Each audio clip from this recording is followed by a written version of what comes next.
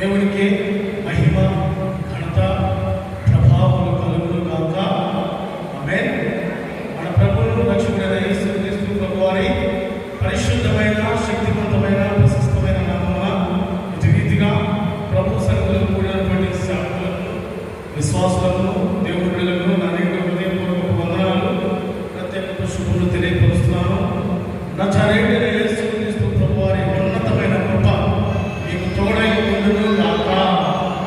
ఆమేన్. మంచిది. దేవుని యొక్క మాటలు మనం ప్రతిదినము వినుట, దేవుని వాక్యాన్ని ధ్యానించుట మన జీవితానికి ఎంతో ఆశీర్వాదకరంగా ఉండి ఉన్నదని పరిశుద్ధాత్మ తెలియపరుచున్నారు.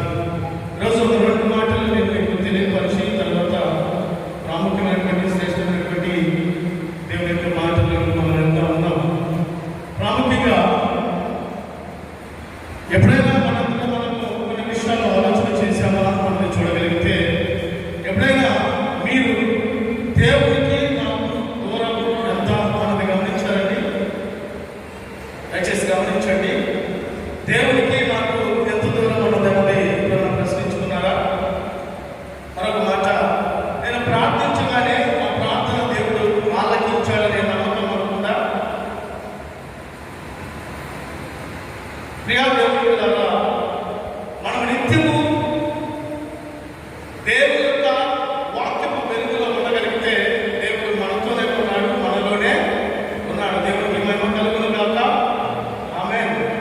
ఈనాడు మనం గమనిస్తూ ఉంటే ప్రతి విషయంలో కూడా దేవుడు మనల్ని దీవించాలని, ఆశీర్వదించాలని, బలపరచాలని, తన ఉన్నతమైనటువంటి కాపులలో కృపలో మనల్ని నడిపించాలని ఆలోచన కలిగి ఉంటూ ఉన్నారు.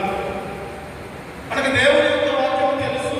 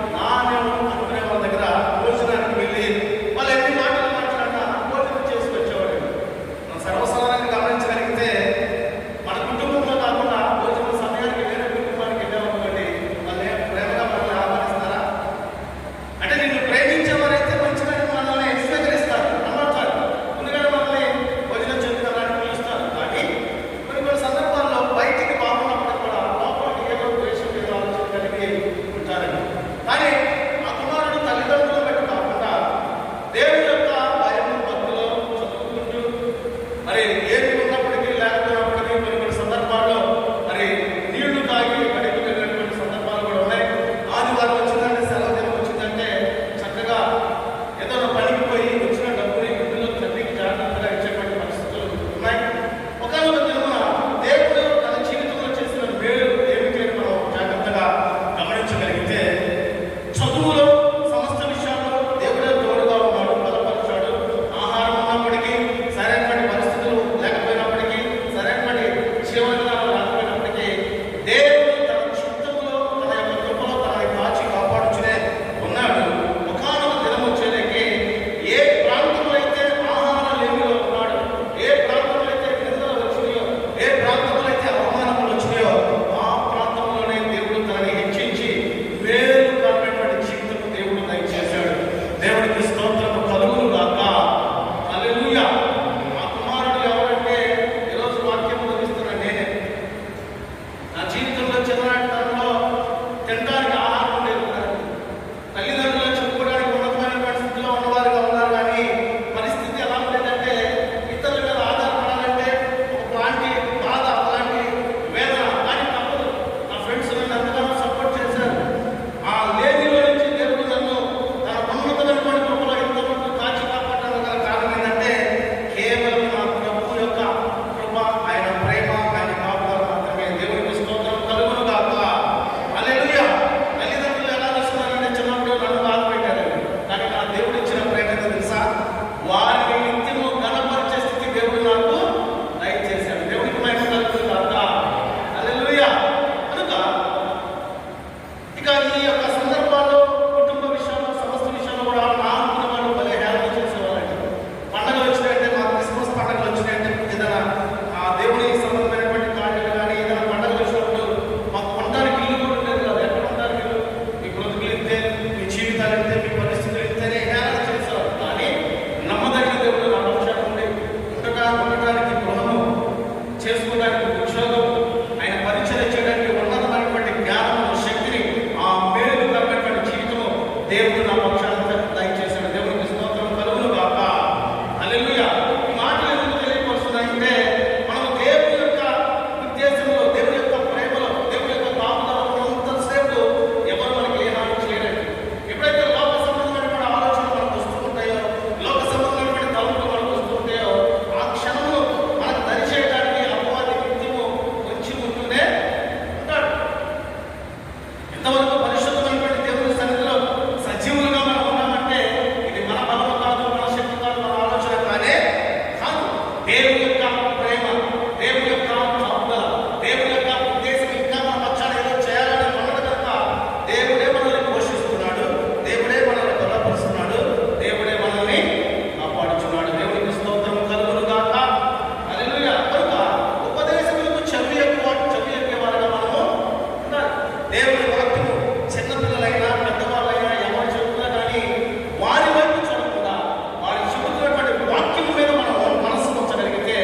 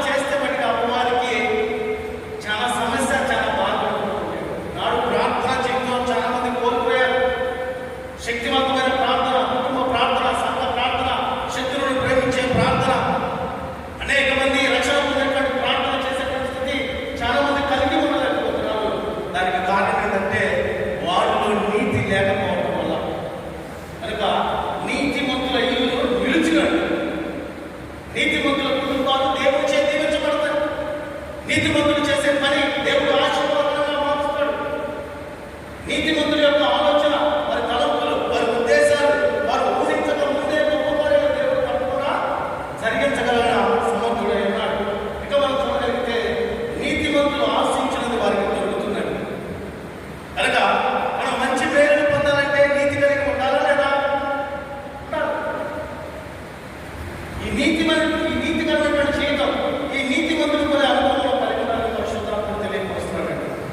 ఆనాడు నోవాహు వారి కుటుంబాన్ని రక్షించబడడానికి కారణం ఏంటంటే, నోవాహు దేవుడు గొప్ప పొందుకున్నాడు, యథార్థంగా జీవించాడు, నీతిమంతుడుగా తను ఉన్నాడు. అది కానీ ఆరాధన మనం చూడగలం. ఆ నీతిని బట్టి నోవాహు, తన భార్య, తన పిల్లలు షేము, హాము, యాపెతు, వారి ముగ్గురు కోడళ్ళు 8 మంది రక్షించబడడానికి కారణం ఏంటంటే వారు నీతి కలిగి ఉన్నారు. లోకంలో ఉన్నటువంటి పాపం వైపు వారు చూడకుండా పరిశుద్ధమైనటువంటి దేవుడి వాక్యం వైపు వారు ఆలోచన కలిగి ఉన్నారు. తద్వారా వారు రక్షింపబడ్డారు. ఈనాడు మన బిడ్డలు సరైనటువంటి మార్గంలో ఉంటున్నారా? దేవుడి యొక్క చిత్తమైనటువంటి నడుపును కలిగి ఉంటున్నారా లేదా అంటే కొంచెం ఆలోచన చేయాల్సినటువంటి సందర్భం కూర్చునే ఉన్నది. కనుక మన కుటుంబాలు ఎలా ఉండాలంటే నీతిమంతుల కుటుంబాలుగా మన కుటుంబాలు ఉండాలి. మన యొక్క బిడ్డల్ని, మన స్థితిగతుల్ని మనం ఏ రీతిగా ఆలోచన కలిగి ఉండాలంటే వారిని ప్రార్థనలో ప్రయోజకులుగా ఎదుగుతున్న ఆలోచన చేయాలి. వారిని దేవుని భక్తులకు పెంచాలి. వారి దేవుని యొక్క అద్భుతమైనటువంటి ఆలోచనలో మనం నడిపించగలిగితే అదే మేలుకరంగా దేవుడు మారుస్తాడు. ఆనాడు దావీదు జీవితంలో తండ్రి, సహోదరులు వీడు ఎందుకు పనికిరాడు, వీడు గొర్రెల కాపరే, వీడు చీటిని ఇంకా అనుకున్నాడు. కానీ దేవుడు చూస్తూ ఉన్నాడు. తన నిత్యము దేవుని స్తుతిస్తూ, ఆరాధిస్తూ, పాటలు పాడుతూ మహిమపరుస్తున్నాడు. ఒకానొక దినంలో తన స్థితి, తన పరిస్థితి దేవుడే మార్చివేశాడు. కనుక ప్రియులారా, మనము దేవుని యొక్క మేలును పొందుకోవాలని ఆలోచన కలిగి ఉండాలి. దేవుడు అందరినీ ఆశీర్వదించువాడై ఉన్నాడు, అందరినీ బలపరచువాడై ఉన్నాడు, అందరి జీవితంలో గొప్ప గొప్ప కార్యాలు దేవుడు జరిగించాలని ఆలోచన కలిగి ఉంటున్నాడు. కనుక నీతిమంతులుగా మనం ఉండాలని దేవుడు తెలియపరచాడు. 4వ పాయింట్ మనం చూడగలిగితే దేవుడితో సహవాసం చేయవారిగా మనం ఉండాలి. యోబు గ్రంథము 22వ అధ్యాయము 21వ వచనం చదువుకుందామండి. ఆయనతో సహవాసము చేసిన యెడల మీకు సమాధానం కలుగును, అలాగున మీకు మేలు కలుగునండి. అయితే ఎవరితో ఉండాలి మనకు సహవాసం? దేవునితో సహవాసం చేయాలి. నిత్యము దేవుని ఆరాధిస్తూ, కనపరుస్తూ, మహిమపరుస్తూ, కొనియాడబడేటువంటి జీవితం మనం కలిగి ఉంటే దేవుడు కూడా ఆయన తలంపు, ఆయన ఆలోచన, ఆయన నడిపింపు, ఆయన చిత్తము మన పక్షాన జరిగిస్తాడు. అంతేకాని నిత్యము మనకి ఇష్టమైనటువంటి విషయం ఆలోచన కలిగి ఉంది, ప్రభువా నా ప్రార్థన వినవాలంటే కుదరదు. కొంతమంది ప్రార్థన ఎలా ఉంటుందంటే వారంతల వారు వ్యక్తిగతంగా, ప్రభువా నన్ను నీవు దీవించవా, ఆశీర్వదించవా, ఇదిగో నా పక్కన ఉన్న వారిని దీవించావే, నా ఎదురున్న వారిని దీవించావే, నా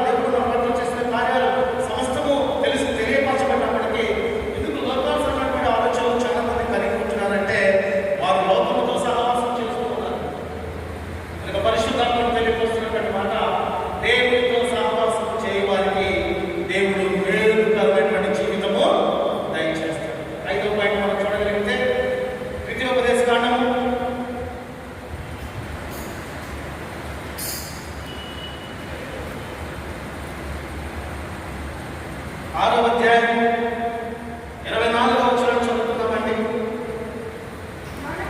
మనకు నిత్యము మేలు కలుగుటకై యెహోవా నేటి వలె మనలను బ్రతికించినట్లు మన దేవుడైన యెహోవాకు భయపడి ఈ కట్టడలన్నిటినీ కైకొనవలని మనకు ఆజ్ఞాపించును. చదువు.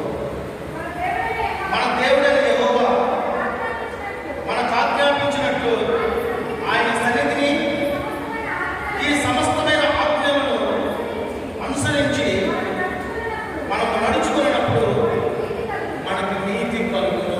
హల్లెలూయా. ఈ 5వ మాటలో మనము మేలు పొందుకోవాలంటే దేవునికి భయపడేటువంటి జీవితం మనం కలిగి ఉండాలి. దేవుని యొక్క వాక్యానుసారమైనటువంటి జీవితము, దేవుని యొక్క ఆజ్ఞల యొక్క జీవితం మనం కలిగి ఉండాలని దేవుడు తెలియపరుస్తూ ఉన్నాడండి. ఇంకా మనం చూడగలిగితే మనకు నిత్యము మేలు కలుగునట్లు, మేలు కలుగుటకై యెహోవా నేటి వలె మనల్ని బ్రతికించినట్లు మన దేవుడైన యెహోవాకు భయపడి ఈ కట్టడలన్నిటినీ కైకొనవలని మనకు ఆజ్ఞాపించును. దేవుడు ఇచ్చినటువంటి ఆజ్ఞల ప్రకారం మనం ముందుకు కొనసాగే వారిగా మనం ఉండాలి. ఆనాడు చరిత్రలో 10 ఆజ్ఞలు దేవుడు ఇచ్చున్నాడు. తర్వాత యేసుక్రీస్తు ప్రభువారి తర్వాత 2 ఆజ్ఞలు మనకు ఇచ్చున్నాడు. నువ్వు పూర్ణ హృదయంతో, పూర్ణ బలముతో, నీ పూర్ణ శక్తితో నీ తండ్రి అయిన దేవుణ్ణి మహిమపరచాలి, ఆరాధించాలి. రెండవదిగా ఈ శత్రువుని ప్రేమించే మనసు నీవు కలిగి ఉండాలి. ఇటీవల నీ శత్రువుని ప్రేమించాలి. ఈ 10 ఆజ్ఞలు ఈ 2వ ఆజ్ఞలో లిఖితమై ఉన్నాయి. కనుక ప్రాముఖ్యంగా మనము మేలు కలిగినటువంటి జీవితం కలిగి ఉండాలంటే దేవునికి భయపడే వారమై ఉండాలి. 128 కీర్తనలు మనందరికీ తెలుసుగా, యెహోవా యందు భయము భక్తి కలవారు వారి లాభం ఆశ్చర్యపడుతుంది. నీ చేతుల కష్టార్జితం నీవు అనుభవించడు. నీ పనులు దీవించబడతాయి. నీ పిల్లలు ఒలివలే మొక్కల వలె ఉంటారు. సీయోను నుండి యెహోవా నిన్ను ఆశీర్వదిస్తాడు. కనుక మన జీవిత కాలం అంతా దేవునికి భయపడేటువంటి జీవితం మనం కలిగి ఉంటే ఆయనే మనల్ని బ్రతికిస్తాడండి. ఆయనే మనల్ని బలపరచువాడై ఉన్నాడు. ఈనాడు దేనికి భయపడుతున్నామంటే కొన్ని సందర్భాల్లో వ్యర్థమైనటువంటి వాటికి భయపడుతున్నాం. ఉదాహరణకి జ్వరం వచ్చింది అనుకోండి, ఎంత భయం. అయ్యో జ్వరం వచ్చింది, రేపు మరి ఏమైందో, రేపు మరి నేను తినాలని తినగానో లేనో అనే భయం. కానీ మనల్ని బలపరిచే దేవుడు యందు మనం భయం భక్తి కలిగి ఉంటే, మనల్ని నడిపించే దేవుడు, బ్రతికించే దేవుడు, ఆయన ఉన్నతమైనటువంటి కృపలో, కాపులలో, ఉన్నతమైనటువంటి తలంపులో మనల్ని కాపాడుతున్నటువంటి దేవుడు యందు మనం భయం భక్తి కలిగి ఉంటే దేవుడే ప్రతి విషయంలో మనల్ని కాపాడుతాడు. ఇంకా మనం చూస్తూ ఉంటే దేవుడికి భయపడితే దేవదూతల కాపుదల మనకు ఉంటుంది. కీర్తనకారుడు తెలియపరుస్తున్నాడు. దేవదూతలు కాపాడతాయి, ప్రతి విషయంలో మనల్ని ధైర్యపరుస్తాయి. రాబోతున్నటువంటి అపాయాన్ని మనకి మేలుకరంగా మార్చగలవు. ఇంకా మనం చూడగలిగితే దేవుడికి భయపడితే కొరతలు తీరుతాయి, మన కోరికలు నెరవేర్చబడతాయి, మన కొరతలు తీర్చబడతాయి. ఈనాడు మనం మన యొక్క ఆలోచన మనం గమనిస్తే నీకు ఏ సమస్య లేదా, ఏ బాధ లేదా అంటే ఏదో ఒక సమస్య, ఏదో ఒక బాధ మన జీవితంలో ఉంటూనే ఉంటుంది. కానీ దేవునికి భయము భక్తి కలిగి జీవించగలిగితే మన జీవితాన్ని, మన స్థితిగతుల్ని దేవుడే మార్చివేస్తాడు. ఈనాడు మనం ప్రాముఖ్యంగా మనం గమనించగలిగితే దేవుని యందు భయము భక్తి కలిగి ఉన్న వాళ్ళు ప్రతి విషయంలో కూడా దేవుని చిత్తాన్ని జరిగించడానికి ఆశ కలిగి ఉంటారు. దేవుని మహిమపరుస్తారు, ప్రార్థనా జీవితం కలిగి ఉంటారు, శత్రువుని ప్రేమించే మనసు కలిగి ఉంటారు. ఇదిగో నీ పొరుగు వారు ఒకవేళ నీకు హాని చేయాలని ఆలోచన కలిగి ఉన్నప్పటికీ వారి గురించి ప్రార్థన చేసేటువంటి మనసు దేవుడు మనకు దయచేస్తాడు.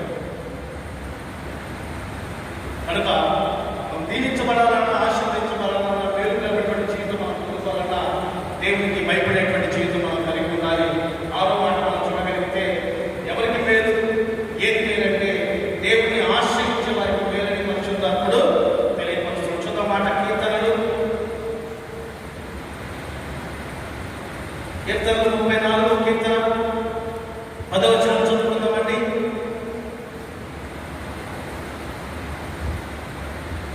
సింహపు పిల్లలు లేమి గలవై ఆకలి కొనను, యెహోవాను ఆశ్రయించు వారికి ఏ మేలు కలుగునై ఉండదు. దేవునికి స్తోత్రము కలుగును గాక.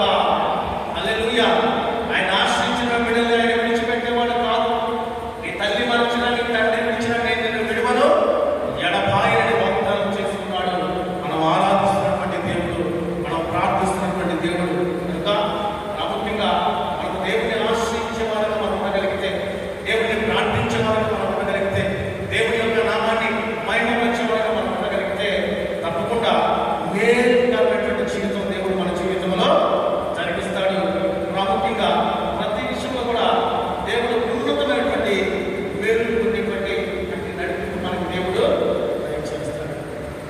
హల్లెలూయా.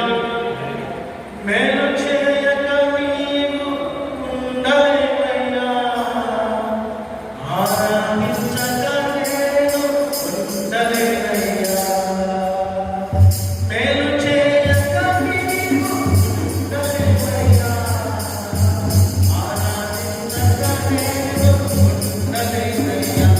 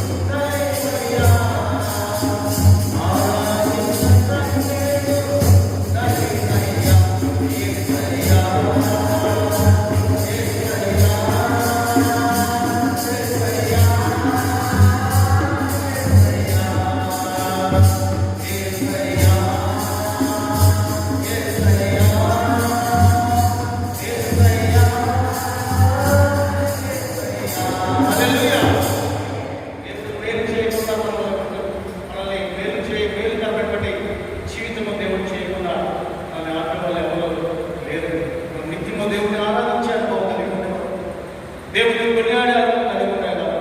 శ్రమ వచ్చినా, బాధ వచ్చినా, నింద వచ్చినా, అవమానం వచ్చినా, ఉపద్రవాలు వచ్చినా ప్రార్థన ఆలకించే దేవుని ఆశ్రయించేటువంటి ఆ భక్తి, ఆ యథార్థమైనటువంటి జీవితం, ఆ పరిశుద్ధమైనటువంటి జీవితం మనం కలిగి ఉండగలిగితే వేరుకరమైనటువంటి జీవితము దేవుడు మనకి దయచేయను కాక. హల్లెలూయా. ఆయన ఆశ్రయించు వాళ్ళు ధన్యులని దేవుని వాక్యం తెలియపరుస్తున్నాడు. మనమందరం కూడా ఇక్కడికి ఎందుకు వచ్చినా మనకి చక్కని పనులు లేవా? ఇంకా లేడీస్ చూస్తామంటే ఈ టైం వచ్చిందంటే ఏం చేస్తారు? వెళ్ళిపోయి చక్కగా చక్కెర వాతం, ఉత్తి చక్కెర ఆ వాతం, ఈ వాతం చూసేవాళ్ళు లేరా? ఈ ప్రాంతంలో ఉన్నటువంటి ఉన్నప్పటికీ కొంతమంది పరిశుద్ధమైన మందిరానికి ఎందుకు రాగలుగుతారంటే ఈ దినమున దేవుడికి జీవితాన్ని మేలు కలముగా మార్చబోచున్నాడు. దేవుడికి స్తోత్రం కలుగును గాక. హల్లెలూయా, హల్లెలూయా. కనుక ఏది మేలంటే మనకి ప్రభువు యొక్క ఆలోచన, ప్రభు యొక్క వాక్యము, ప్రభు యొక్క చిత్తము, దేవుడు ఏది తెలియపరిచారో ఆ రీతిగా మనము జీవించడం మనకి మేలు కరమైనదిగా ఉందని పరిశుద్ధాత్ముడు తెలియపరుస్తున్నాడు. కనుక ఆయన ఆశించేవారు ధన్యులు, ఆయన ఆశించే వారికి దేవుడు కేడెముగా ఉన్నాడు. మనం దేవుడిని ఆశించే వారిగా ఉంటే కొన్ని సందర్భాల్లో శ్రమలు ఉండొచ్చు, కొన్ని సందర్భాల్లో భయంకరమైనటువంటి ఇబ్బందులు ఉండొచ్చు, కొన్ని సందర్భాల్లో అనారోగ్య పరిస్థితులు మనకు ఉండొచ్చు. కానీ ప్రభువుని ఆశ్రయించేటువంటి మనసుని కలిగి ఉన్నావు కనుక ఈ జీవితంలో ప్రతి